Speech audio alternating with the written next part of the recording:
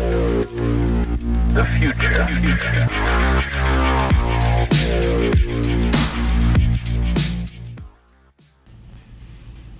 Hey guys, Tyler here. Today we are going to be showing you guys a few things. So in front of me there is a Toyota Sequoia Immobilizer box. We're going to be showing you how to write a key on the bench. We're also going to be showing you how to do a reflash using the KC501 on this. It's a little bit convoluted just because of the layout of the KC501. We're going to hopefully have a little bit more professional cabling coming out pretty soon here. But just so you guys can understand the process right now, here I have the pinout of the KC501, right? So this side is going to be this rectangular slot right here, and this is the actual chip itself. So you can see the circle icon here is marking pin 1. If I lift this connector up, you can see that little divot in the bottom left corner of the chip. That's our pin 1. And basically our wiring is pinned out this same way, where 1 is in the top left, hits pin 1 on the chip, 2 is in the top right, hits pin 2 here, 3, so on and so forth. So you can see red's pin 1, red's pin 1, blue's pin 2 in the top right, blue's pin 2 on the chip, so on and so forth. And then we have one ground wire plugged into this slot right here that says GND. It's gonna be a little hard to see, but it says GND on these last 4 slots, so any one of those 4 slots. And then we have the ground plugged onto the third leg from the right on this long device right here. So once you have all of that hooked up, you'll need this DIP8 clip. Unfortunately, with the G2 Turbo, it doesn't look like that's included, so you may need to purchase that separately if you're working with the G2 Turbo. But these wires will be included in that for sure. You just need to get the cable and then go on from there. If you are using a G2 Turbo, you will need the power adapter, or basically the charger for the tablet plugged into the cable to power on the VCI while you're performing these functions. So we're going to go ahead and continue with this. So the first thing that we're going to want to do is go into special functions, EEPROM adapter, and we're going to be showing you how to do on the bench first. So if you're trying to perform it on the bench, we're going to go to read write EEPROM, KC501, microchip, and then we're going to select this 93LC66A. The way you can know this is basically if I take this clip off and show you, it's not going to be very legible, but on the chip is printed 93LC66. So this is going to be the option we're going to select. Go 512 by 8, doesn't matter, read data.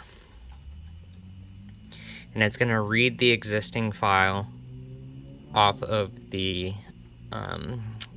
Immobilizer box, and it's going to save it by the name.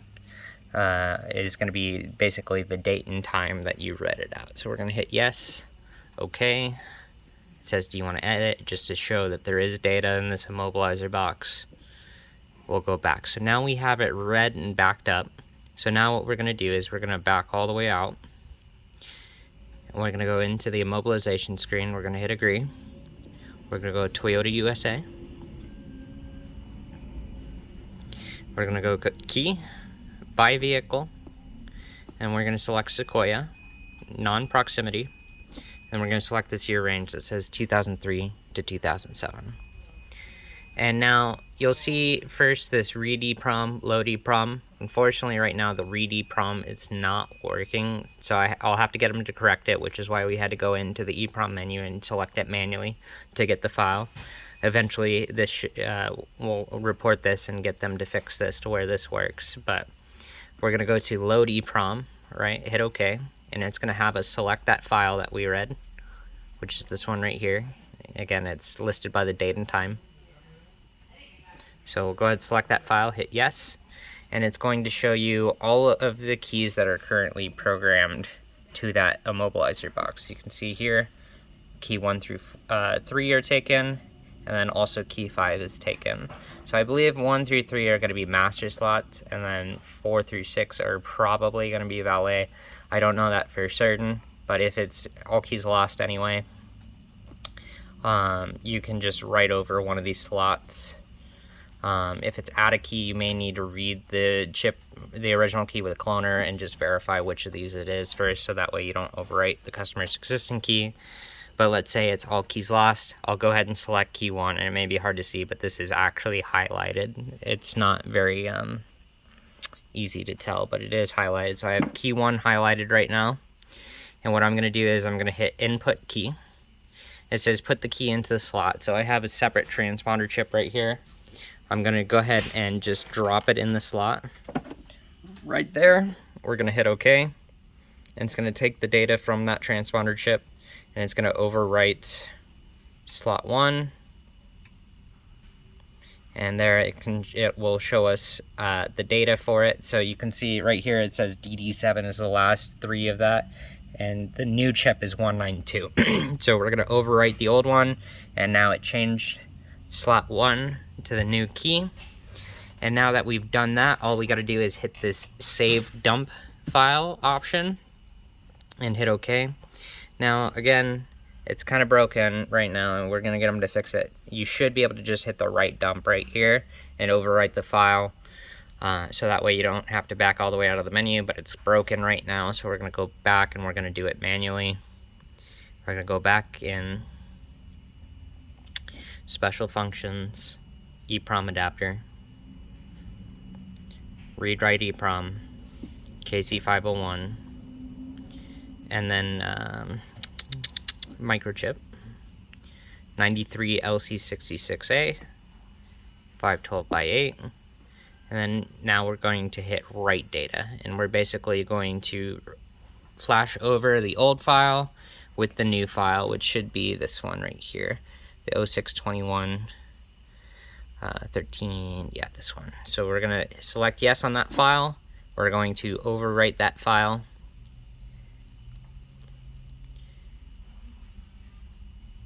And now it's written successfully. If you'd like, you can read the data again.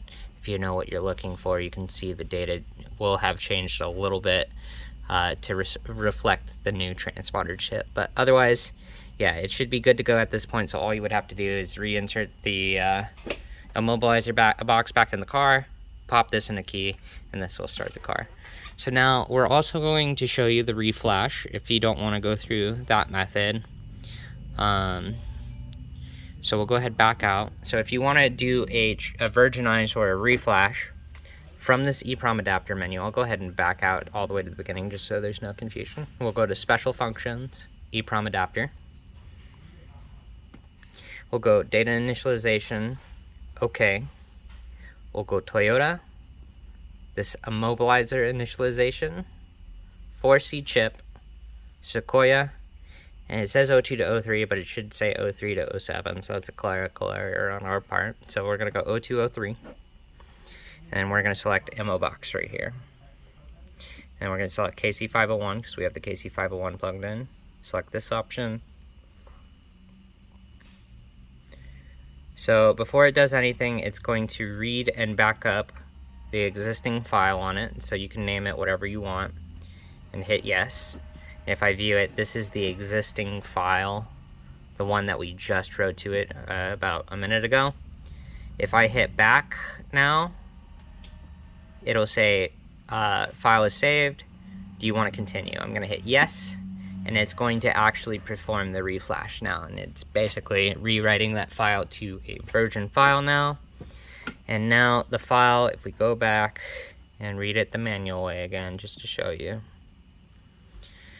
KC501, microchip, 93 LC66, read data.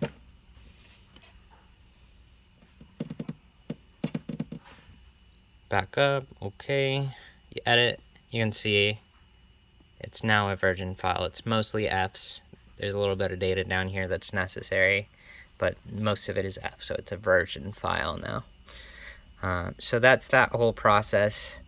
And since, yeah, that's basically the whole process. Hopefully we can shrink it down. We're going to report the not being able to read and write from inside of the immobilization screen, and that should cut this process down quite a bit. But that's it for now. Thanks, guys. Have a nice day.